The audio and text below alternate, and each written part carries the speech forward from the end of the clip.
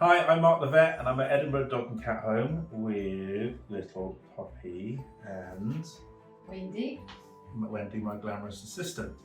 And we are dressed like this. We don't dress like this every day.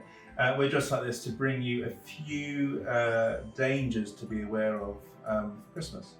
Now, Christmas for us is obviously loads of fun with watching telly and getting drunk, probably.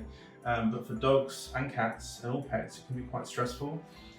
For a few main reasons. Firstly, the food that we eat can be very, very poisonous to our pets.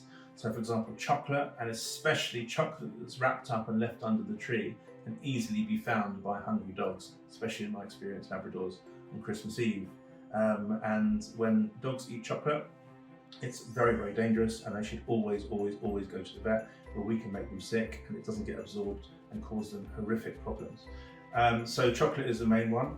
Other problem foodstuffs are raisins, grapes, sultanas, and anything that contains them. So mince pies, Christmas cake, and just boxes of raisins can be lethal to dogs, and it doesn't matter how many they have or what size dog it is.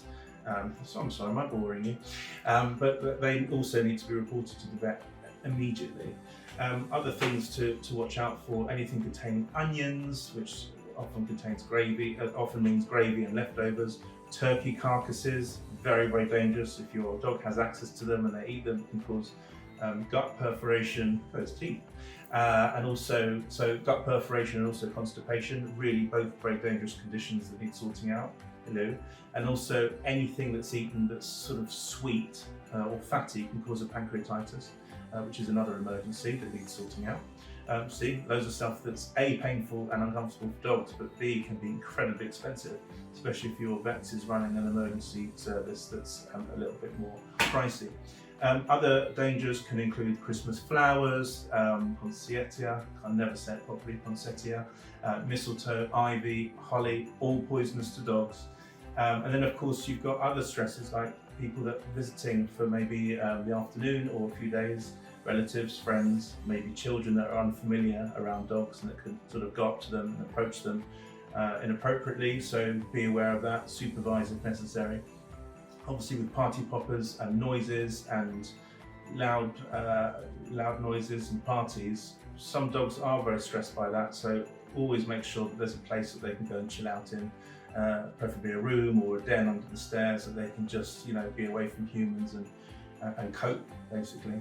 And then you've got tinsel, this stuff, mainly for cats, mainly for kittens actually, and puppies, because they're more likely to eat it and explore it and play with it and swallow it. Can be absolutely life-threatening if it gets caught in their gut. So obviously we're supervising Poppy now, so she can't eat it. But please don't leave tinsel out in reach of cats or dogs, because it can cause a disease called intussusception, which is surgical, life-threatening, and can be prevented. Also, glass baubles need to be kept away, because if they smash, they can cut pads. Yeah, so there's loads to think about. Obviously, contact your vet if you suspect anything has been ingested that's potentially poisonous, and try and have a happy, healthy Christmas for both you and your four-legged best friend, like Poppy. Is that right?